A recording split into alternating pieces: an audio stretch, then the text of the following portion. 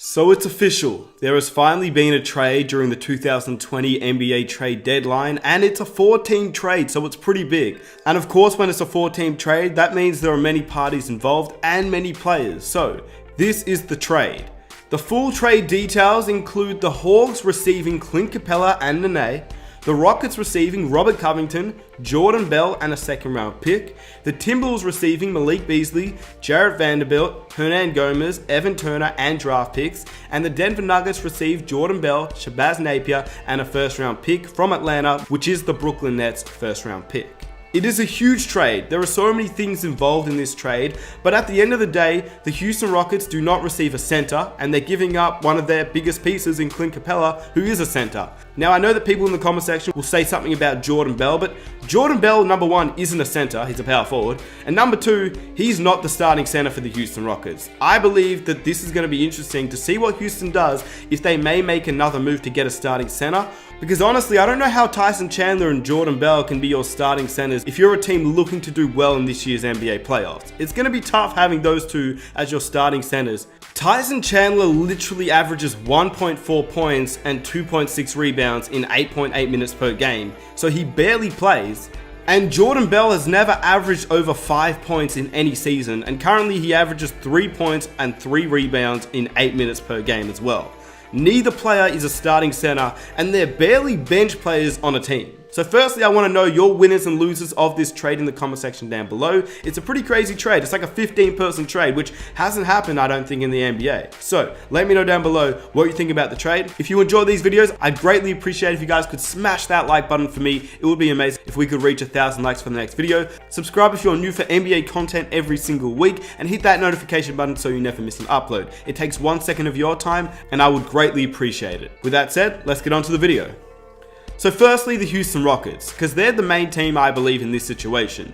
They're trading their starting center. Clint Capella has been a pretty decent player for the Houston Rockets over the last couple of years. Yes, of course, he's having a down year from his past year. Last year, he was a 16 point per game player, a guy who could get you 13 rebounds, 1.5 blocks per game, shooting 64% from the field, and he even shot 63% from the free throw line, which was much better than what he'd previously been shooting. This year though, he's averaging 14 points with 14 rebounds, 2 blocks per game, shooting 52% from the free throw line in 32 minutes per game.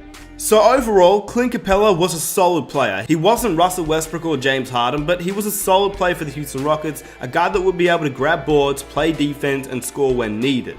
I don't think that the Houston Rockets are done though. I think they're going to make another move during this year's NBA trade deadline. I would have thought that Eric Gordon would be the perfect player that the Houston Rockets can trade away for a big man, considering they have a lot of wing players, such as Ben McLemore, Daniel House, Austin Rivers, Eric Gordon. Now they have Robert Covington, and of course they have James Harden, but obviously they cannot trade away Eric Gordon, considering he signed an extension this summer, which means he's unable to be traded for the 6 months, and it hasn't passed 6 months since he signed his extension. So one thing I think the Houston Rockets could do is possibly go and get Kenneth Faried again like they did last year in free agency, considering that Kenneth Faried actually played pretty decent for them whilst they didn't have Clint Capella last season. I don't think the Houston Rockets are done with trades. I think they could potentially make another trade during this year's NBA trade deadline to get another center.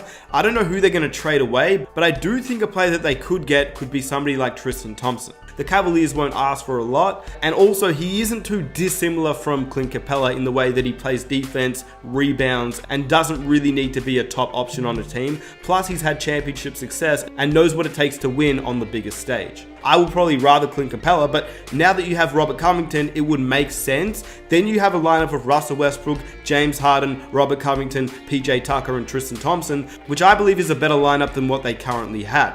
So it's going to be interesting to see if the Rockets make another move, but currently if they don't and they stick with their very small lineup, that's where it's going to be challenging for the Houston Rockets in my opinion. They need somebody, because heading into the playoffs, if they make it to the playoffs, which you'd assume that the Houston Rockets will make it into the playoffs, they're going to struggle against some pretty big and lengthy teams. All teams in the Western Conference have a very solid big man. The Lakers obviously have a really good big man in Anthony Davis, and they're definitely a big team with Dwight Howard, JaVale McGee, and obviously they have the potential to get DeMarcus Cousins back. The Clippers have Montrezl Harrell, the Nuggets have Jokic, the Jazz have Rudy Gobert, the Mavericks have Kristaps Porzingis, the Thunder have Steven Adams, and if the Blazers or the Spurs make it, they've got Nurkic and Whiteside, and the Spurs have LaMarcus Aldridge. So I believe that the Houston Rockets will struggle if they make it to the playoffs, simply because obviously Mike D'Antoni, I know he loves to run the small ball, but I don't know how you can match up against the Lakers or the Nuggets or the Jazz with somebody who's so lengthy and so big. Davis, Gobert, Jokic. I just believe it's going to be tough if they don't go after another center. Because even if they do want to run the small ball, like let's say the Los Angeles Clippers, the Clippers have Pat Bev, Lou Will, Paul George, Kawhi Leonard. That is a small team, but at least they have Montrezl Harrell to back it up. The Houston Rockets currently could run a very similar lineup, but then at the center position, they don't have anybody like Harrell, so they need to get somebody like that in my opinion. As for what Houston actually got, they got Robert Covington, who I think is a very solid player for this team. He is like a Trevor Ariza type player when he played for the Houston Rockets, and I think it's a great fit. Alongside Russell Westbrook, alongside James Harden, PJ Tucker, and whoever else they piece around him, Robert Covington is a great 3-and-D guy. You know what he's going to bring each and every night. He locks down defensively, but he can also hit the open three, which is exactly what the Houston Rockets need. As for Atlanta, that's the team that got Clint Capella. I really like this. I think Atlanta really needed a guy like Clint Capella. They didn't want to run John Collins at center. John Collins didn't want to run at center. And I think Trae Young, John Collins, and Clint Capella, it's a pretty nice trio to go into the future with. Obviously, it's not a winning NBA championship trio, but for a team just looking to make a playoff push with young pieces on that team, Clint Capella is not any harm to this team. He'll play his role each and every night. You know what he brings defensively. We've already talked about him, and I think just alongside Trae Young, who's emerging as one of the best point guards in the league, John Collins, who could be a future all-star in this league, I really like it. The Atlanta Hawks were in need of a center because they're one of the worst rebounding teams in the league, and they definitely lacked a defensive presence, and Clint Capella is the perfect guy. They were going after Andre Drummond, Steven Adams, and a whole bunch of other players. Clint Capella plays that role, and now they could actually make a playoff push if they could string a few games together, because they're really not too far behind. They are currently the worst team in the Eastern Conference at 13 wins, but that is only halfway through this season, and the Orlando Magic are currently the 8th seed at 22 wins, so they're really not too far behind. Only 9 games out of the 7th and 8th seed. They could potentially make the playoffs, but even if they don't, they're going to come back next season with an even better Cam Reddish, an even better DeAndre Hunter, and they've still got an improved Trae Young, John Collins, and now Clint Capella. It's going to be fun to watch the Atlanta Hawks in the future. As for the Denver Nuggets, they got rid of Malik Beasley and Hernan Gomez, which I believe was a pretty big part of what the Denver Nuggets were about. Malik Beasley, in my opinion, is a very good player. I feel like he will be missed, but at the same time, he wasn't being utilized in Denver. He was playing 18 minutes per game, and with the emergence of Michael Porter Jr., you can see that he will probably not have a role in this Denver Nuggets team. He only averages 7.8 points on 39% and 36% from 3. Last season, though, he averaged 11 points, and he did show a little bit more, but this year at 23 years of age, he just couldn't find his role on the Denver Nuggets with what they're building this season. He's going to be a great fit in Minnesota, I reckon. I believe he'll have an emerging year in Minnesota. He'll be able to play there for a few years, see how they fit around with Wiggins and Towns, and he could be somebody that could be utilized in Minnesota far more than he is used in Denver. As for Hernan Gomez, I really like what he brought, a big man that can hit the three. He isn't a big piece, but I thought he was a guy that the Denver Nuggets could utilize, but I guess not. They're going with Gerald Green, and Gerald Green is somebody that has come off the bench in the past. He's like a J.R. Smith type player where if he comes off the bench, you know what he brings. He has crazy athleticism, can hit the three, he's a solid wing defender just because of how athletic he is and how quick he moves. I believe that Gerald Green will fit a lot better in the Denver Nuggets roster, and he's a guy that can do multiple things on the court and give the Denver Nuggets a spark off the bench, which they need alongside Michael Porter Jr.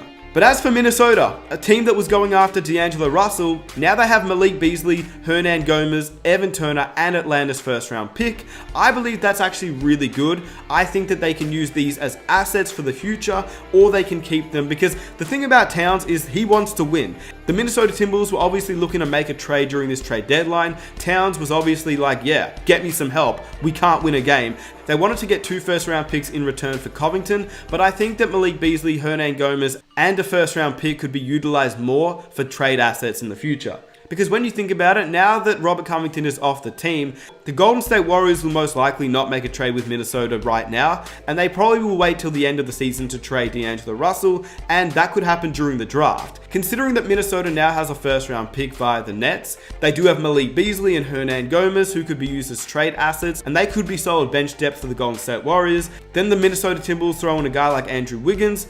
It's a lot of assets that they could use to get a guy like D'Angelo Russell and pair Cat with Russell. Obviously, the Minnesota Timberwolves may have to throw in a future first-round pick or two, but that is a lot that I think the Golden State Warriors would consider rather than just Covington or Andrew Wiggins by themselves.